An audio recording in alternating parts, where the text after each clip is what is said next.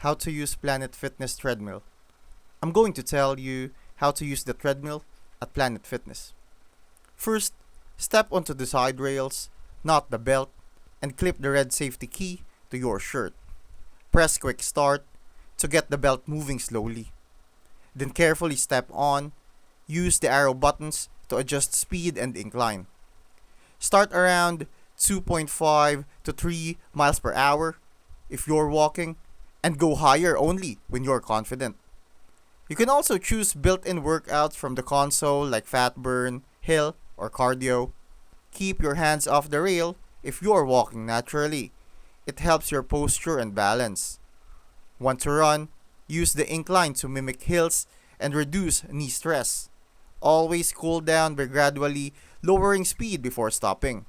And finally, wipe the handles and screen with a paper towel and spray after use. Planet Fitness gym etiquette as always.